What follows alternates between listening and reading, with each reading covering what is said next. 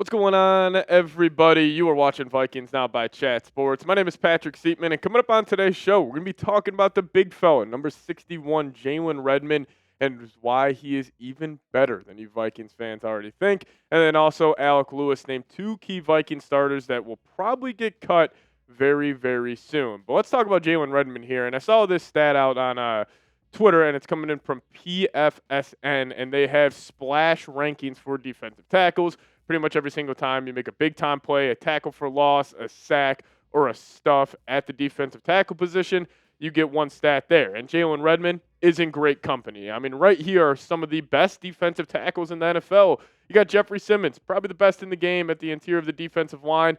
He had 23 splash plays this past season in 2025, but Jalen Redmond coming in at number 2 at 18. Then you have Cam Hayward, who had a great year. Quinnen Williams, still one of the best in the league. And then Jordan Davis at number 5. So the fact that Jalen Redmond, a guy who was just a free agent 2 years ago, he's playing in the XFL, is now top 5 in this stat amongst all defensive tackles is credit to him.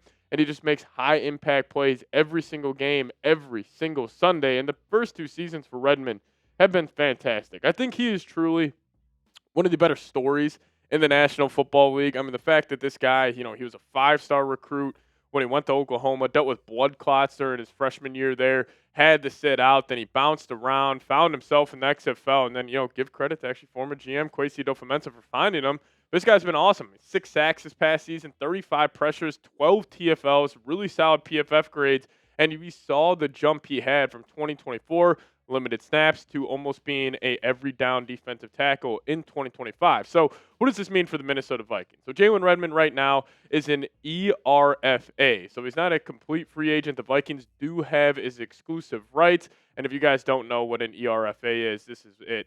The exact definition saying an exclusive rights free agent, an ERFA is in the NFL is a player with fewer than 3 occurred seasons and an expired contract. If the original team tenders a 1-year contract to the league minimum, the player cannot negotiate with other teams and must sign with them or sit out the season. So pretty much if the Vikings want Jalen Redmond next season, they could just give him the league minimum contract and he has to play on that deal, or he could end up sitting out, but that doesn't really seem like something Redmond would end up considering. But I think from the Vikings front here and a perspective from the front office is the Vikings need to extend Jalen Redmond before his price even gets higher, because we have seen the jump from 2024 to 2025 where he looks like a true top 10 defensive tackle in the entire National Football League.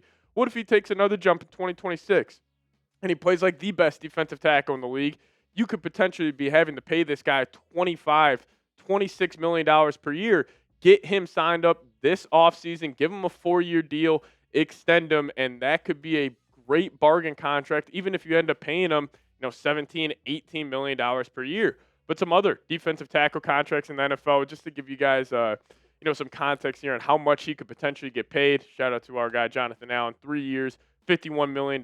Christian Barmore of the New England Patriots, 4 years, $83 million.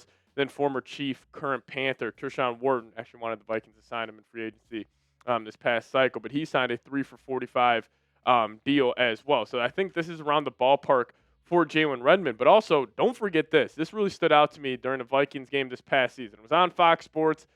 Greg Olsen was calling the game, and he said that other teams believe that Jalen Redmond is the Vikings' best player defensively. So, not Jonathan Gennard, not Andrew Van Ginkel, Blake Cashman, Harrison Smith, any of these more marquee names.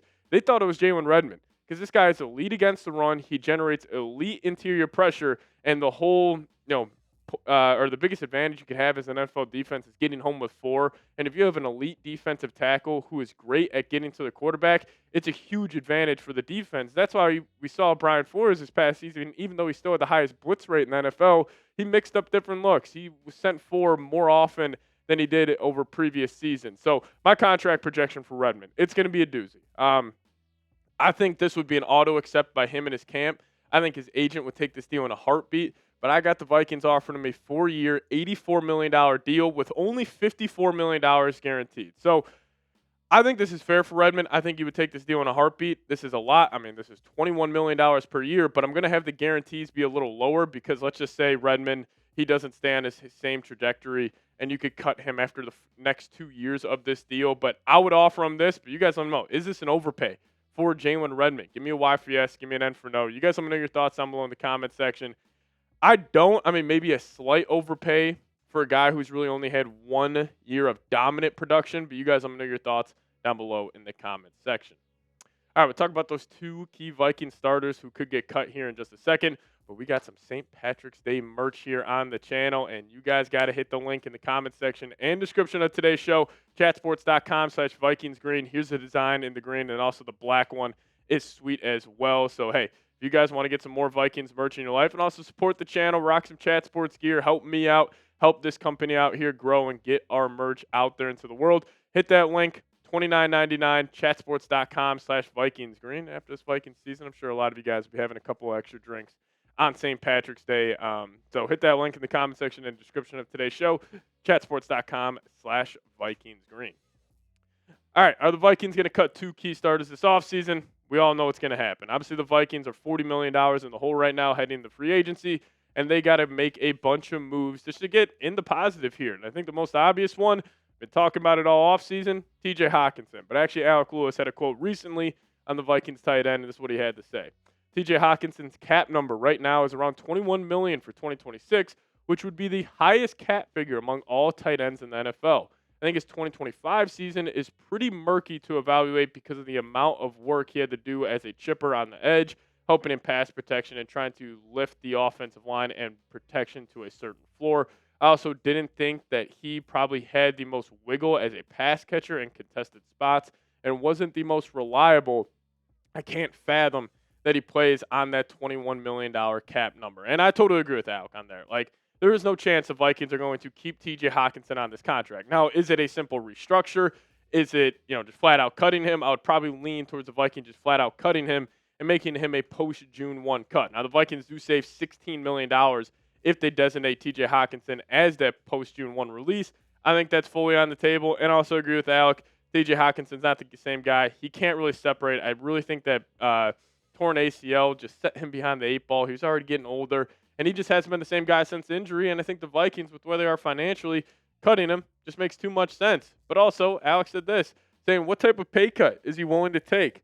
Then how do those negotiations play out? If TJ wants to be back and he's willing to shave off some money, that would make sense. If he's not, then maybe you're forced to move on. So, I think it's probably obvious that the Vikings end up just flat out cutting TJ Hockenson, unless he really wants to play for the Vikings. Obviously, grew up a Vikings fan. Maybe he's willing to take a massive pay cut, so that could possibly be on the table. But if they do let go of TJ Hockenson, I mean, tight end is a massive need for this football team. Like, I don't know if they get aggressive and take a Kenyon Sadiq at 18. Maybe they go super aggressive in free agency, try to get a Kyle Pitts, but you can't just have Josh Oliver in the tight end room. I love Josh Oliver. Great run blocking tight end, but you need an elite pass catcher next to Oliver. We have seen multiple tight end sets in the NFL this past season be the meta, giving these offenses a huge advantage. So you need 2 good tight ends if you want to be an elite offense. So if you cut TJ Hockenson, that's a massive need at that tight end spot. But Alec also said this about Javon Hargrave potentially being cut, saying the Vikings signed the 33-year-old last offseason with the idea that he could recover some of his game-changing pass rush potential.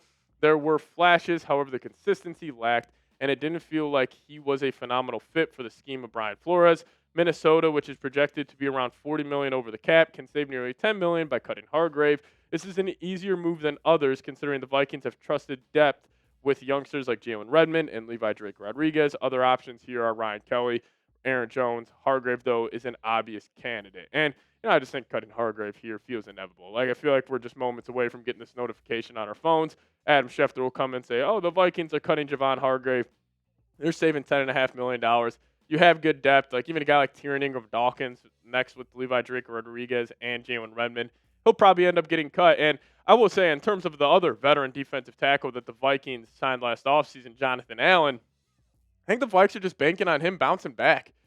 Listen, you signed him to a 3-year, $51 million deal. You can't cut him. Like, you would take on $17 million of dead cap, only save $3 million. It's not worth it. Now, I think the Vikings are also blessed with a guy like Jalen Redmond stepping up, where you could almost just say, hey, Jonathan Allen, you're going to be the most expensive rotational defensive lineman in the NFL, but they got to hope that he bounces back, and I think they're banking on it a little bit for next season. But if you guys made it to the end of today's show, appreciate all of you guys for tuning in. Hit me with those skulls down below in the comments section. We'll get on out of here. Skull Vikes.